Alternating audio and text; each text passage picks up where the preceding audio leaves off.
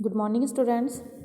कल हमने chapter number 7 पढ़ा है, ज़बानों का घर हिंदुस्तान, जो कि हमने आधा पढ़ा था।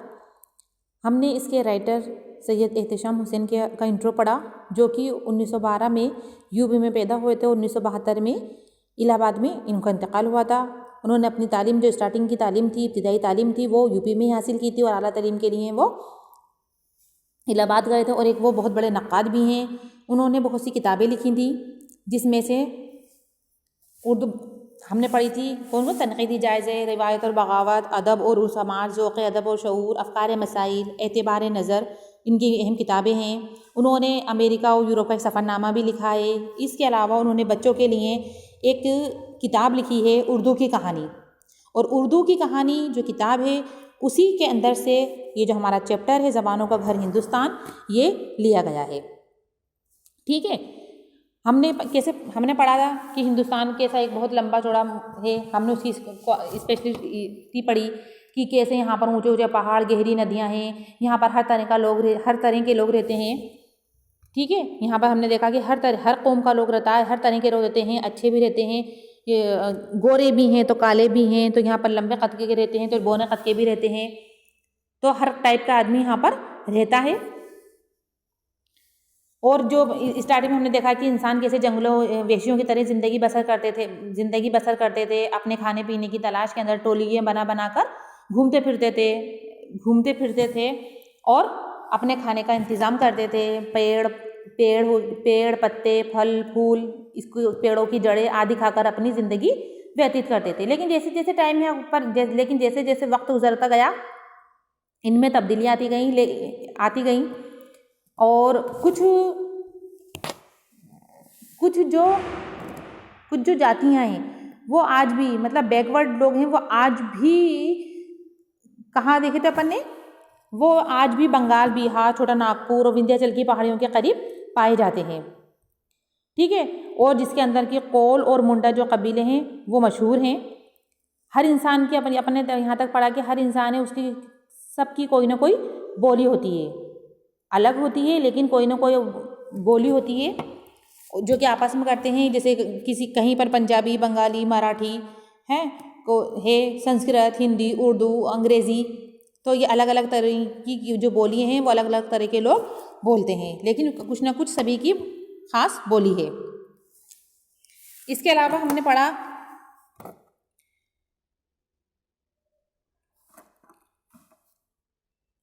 कि 1000-1500 बरस के बाद यहाँ पर द्रविड़ लोग पश्चिम की तरफ से आए थे। वे लोग उन्हें द्रविड़ कहा जाता था। उन्होंने खूब तरक्की की और वो मद्रास और मैसूर, आंध्र प्रदेश और केरल में यही लोग आबाद हैं। तो केरल में कौन लोग आबाद हैं? वही द्रविड़ लोग। और द्रविड़ लोगों की अपन ने मालूम थी कि अपन की ज़बान क्या थी, तमिल और तेलुगु इनकी ज़बान है। इसके अलावा हिंदुस्तान में ईरान, चीन और तुर्किस्तान वगैरह से भी कौमें आईं, जिन्हें तारीख में क्या कहा जाता था? आर्य कहा जाता था। ये जो आर्य थे, ये बैकवर्ड नहीं थे। ये लोग अच्छी शक्ल सूरत वाले थे। घोड़े से काम लेने जानते थे। ठीक है, इसके अलावा खेती करना ये लोग जानते थे। हिंदुस्तान में आए और इन्होंने यहाँ के पुराने बसने वालों को हराकर उत्तरी भारत में अपना राज कायम किया था। ठीक है, इन्होंने आर्य ज़बान में बहुत सी नज़में भी लिखी थी। ठीक है, नज़में, भजन और गीत लिखे थे।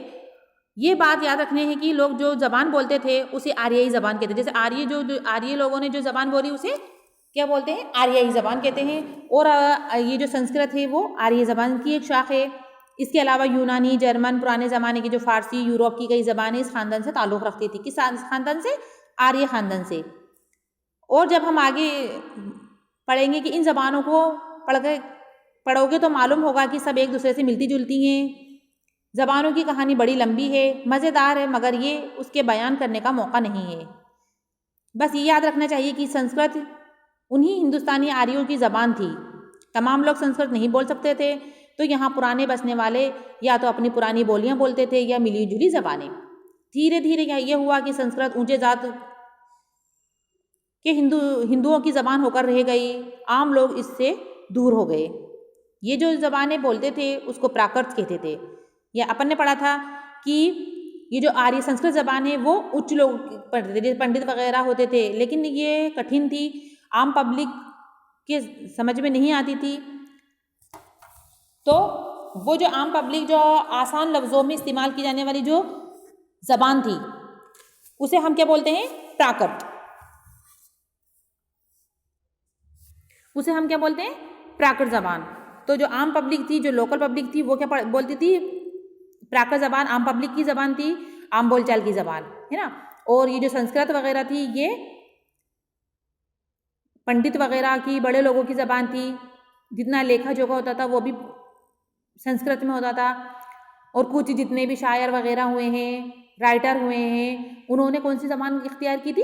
प्राकृत ज़बान, आम बोलचाल की ज़बान, जिसमें जो भी वो लिख रहे हैं तो आम पब्लिक को आसानी से समझ में आ जाए, ठीक है। और उस ज़बान को क्या कहते हैं? प्राकृत ज़बान। प्राकृत एक ज़बान नहीं थी, बल्कि अलग अलग इलाकों की अलग अलग प्राकृतें हुआ करती थी, ठीक है।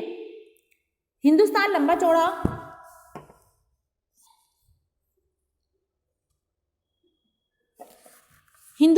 चौड़ा मुल्क तो है ही,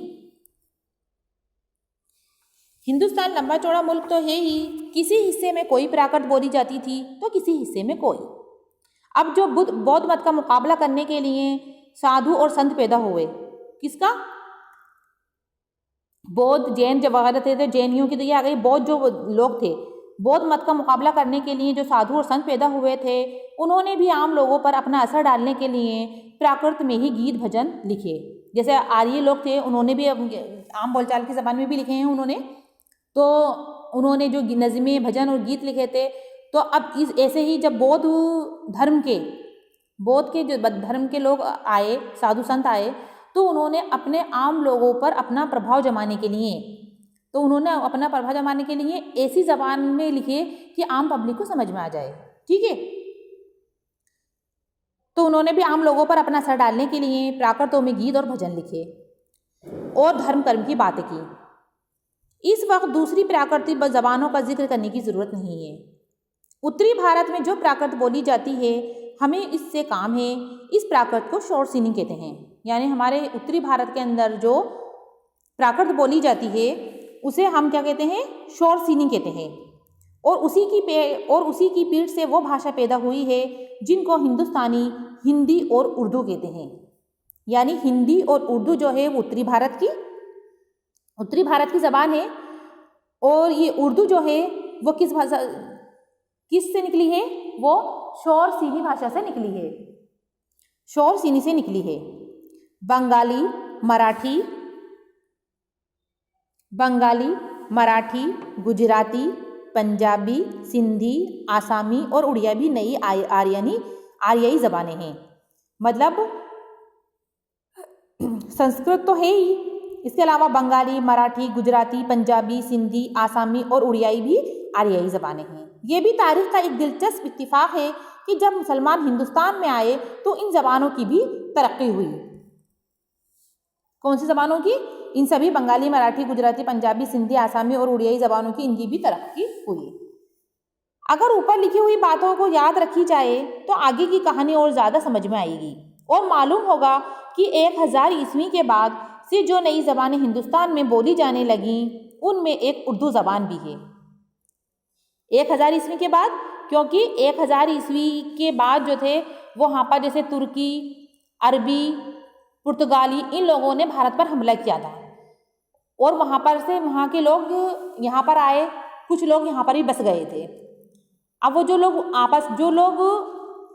जो ज़बान बोलते थे तो उस ज़बान से मिलकर एक नई ज़बान वजूद में आई जिसे आज हम उर्दू कहते हैं। इसलिए उर्दू को मिली जुली ज़बान कहते हैं, क्योंकि उर्दू लैंग्वेज के अंदर सभी ज़बानों के अल्फाज पाए जाते हैं।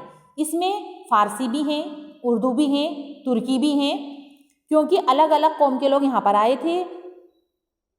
पुर्तगाली भी आए, तुर्की भी आए, अरबों ने आक्रमण किया था। तो जो लोग यहाँ पर हमला किया और जो लोग यहाँ पर आके बस गए थे, उन सब के जो अच्छे अच्छे अल्फाज थे उनसे मिलाकर एक नई ज़बान वजूद में आई थी जिसे आज हम उर्दू कहते हैं।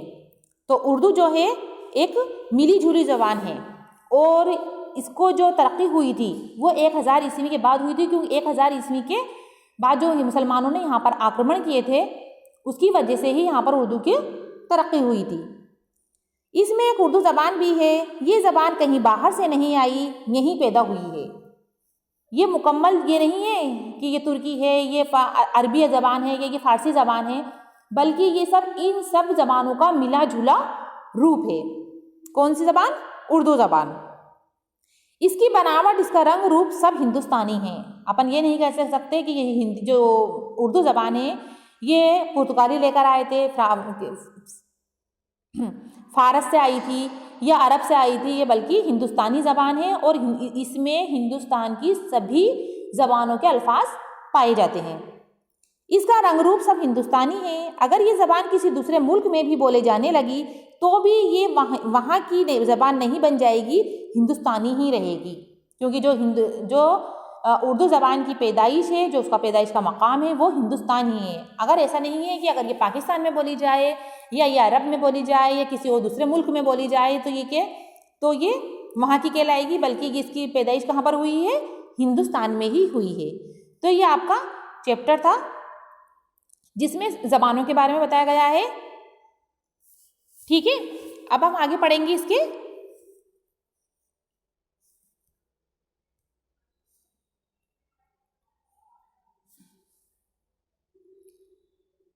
ठीक है, अब इसके अल्फाज माना देख लेते हैं। देश, आपको मालूम है देश का मतलब क्या होता है? मुल्क। कबीला, एक गिरोह को कहते हैं। प्राकृत, प्राकृत यानी आम बोलचाल की ज़बान। ठीक है, अब इसमें गौर करने वाली बात है कि उर्दू का जन्म हिंदुस्तान में हुआ है और उसका ताल्लुक हिंद आर्याई ख़ानदान से है। उर्दू जो है वो गंगा जमुना तहजीब की अलामत है। अलामत किसे बोलते हैं? गंगा जमुना तहजीब की अलामत यानी निशानी। अलामत यानी निशानी, उसकी अलामत है जिसकी तश्कील में हिंदुस्तान की मुख्तलिफ बोलियों और ज़बानों के अल्फाज शामिल हैं। जब इसकी शक्ल इख्तियार की गई है तो उसके अंदर हर ज़बान के अल्फाज मौजूद हैं। आप सबको पहले ही कह दिया कि उर्दू ज़बान जो है वो कोई इसमें एक ही लैंग्वेज के, एक ही भाषा के अल्फाज नहीं हैं, बल्कि इसमें हर भाषा से मिलकर एक नई ज़बान वजूद में आई है जिसे हम उर्दू कहते हैं। इसमें जितने भी अच्छे अच्छे अल्फाज थे, मान लो हिंदी के हैं, संस्कृत के हैं, उर्दू के हैं, अरबी के हैं और भी दूसरी ज़बानों के जो अल्फाज अच्छा हर ज़बान के अल्फाज इसके अंदर पाए जाते हैं। हर अल्फाज जो कि आसानी से समझ में आने वाला हो, अच्छा है, वो सब इसके अंदर शामिल करके एक नई ज़बान वजूद में आई जिसे हम उर्दू कहते हैं। ठीक है, सोचिए और बताइए हिंदुस्तान की खुसूसियात क्या हैं।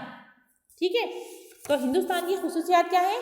तो इसमें आप कर देंगे कि हिंदुस्तान एक लंबा चौड़ा देश है, यहाँ पर कहीं ऊंचे पहाड़, गहरी नदियाँ हैं, यहाँ पर कहीं गहरी लंबी लंबी नदियाँ हैं तो कहीं रेगिस्तान भी हैं, कहीं बड़े ऊंचे ऊंचे पहाड़ भी हैं, तो कहीं लहलहाते मैदान भी हैं।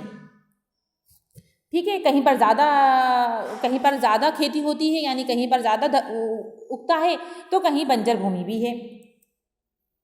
यहाँ पर हर कौम का इंसान रहता है। ठीक है, यहाँ पर हिंदू, मुस्लिम, सिख, ईसाई, पंजाबी, हर टाइप का आदमी रहता है और सबकी अपनी अपनी बोलियाँ हैं। यहाँ खूबसूरत भी रहते हैं तो बदसूरत भी रहते हैं, काले भी रहते हैं तो गोरे भी हैं, तो हर तरह के लोग यहाँ पर रहते हैं और हर तरह की ज़बान बोलते हैं। ये सब इसकी क्या है? खूबियाँ हैं। किसकी? पहले सवाल की खूबियाँ हैं हिंदुस्तान की। दूसरा है हिंदुस्तान की कबायली नस्लों के नाम क्या हैं। तो अपन ने पढ़ा था हिंदुस्तान की कबायली नस्लें जो कि एक कबीले के रूप के अंदर जगह अपने खाने की तलाश के अंदर, अपने ग़िज़ा की तलाश में फिरती थी, डोलियाँ बनाकर, और जो कि पेड़ पत्ते छाल वगैरह खाकर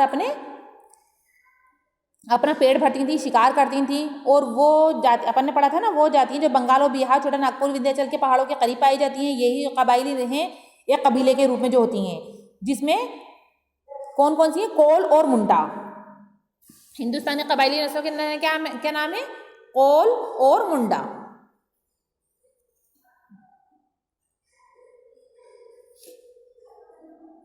कोल और मुंडा कबायली नस्लों के नाम हैं। ठीक है, अब आगे हम पढ़ेंगे कि द्रविड़ कौन सी जबान बोलते थे। द्रविड़ कौन सी जबान बोलते थे? तो अपन ने देखा था कि जो लोग पश्चिम की तरफ से आए थे उन्हें क्या कहा जाता था? उन्हें द्रविड़ कहा जाता था, और इन्होंने यहाँ पर खूब तरक्की की थी। और आज भी ये लोग मद्रास, मैसूर, आंध्र प्रदेश और केरल में रहते हैं। कौन? द्रविड़ लोग। और इनकी जबान क्या है?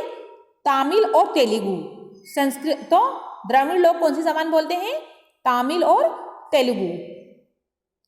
संस्कृत किस जबान की शाख है? हमने पढ़ा था कि संस्कृत जो है वो आर्यई जबान है, जो कि आर्यई जबान की एक शाख है। तो संस्कृत किस जबान की शाख है? संस्कृत एक आर्यई जबान की शाख है। उत्तर भारत में कौन सी प्राकृत बोली जाती है? उत्तर भारत में, तो उत्तरी भारत में जो प्राकृत बोली जाती है उसे हम क्या बोलते हैं? शोरसिनी। उत्तरी भारत में कौन सी प्राकृत बोली जाती है? उत्तरी भारत में शोरसिनी है, और इसी से उर्दू निकली है। ठीक है, नेक्स्ट है हिंद आर्यई जबानें कौन कौन सी हैं? तो अपन ने देखी थी कि हिंद आर्यई जबानें कौन कौन सी थी? बंगाली, मराठी, गुजराती, पंजाबी, सिंधी, आसामी और उड़िया। ये कौन सी हैं? ये सब हिंद आर्यई जबानें हैं। आगे है उर्दू कहाँ पैदा हुई और किस जबान से निकली है? उर्दू कहाँ पैदा हुई और किस जबान से निकली है? तो उर्दू जो है वो, उर्दू कहाँ पैदा हुई? उर्दू जो है वो हिंदुस्तान में ही पैदा हुई है। ठीक है, और ये एक आर्यई जबान है। और किस जबान से निकली है? आर्यई जबान है। और शोरसिनी,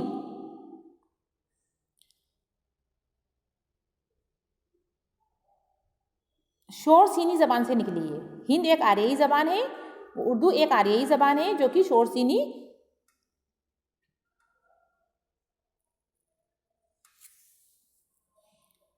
ठीक है,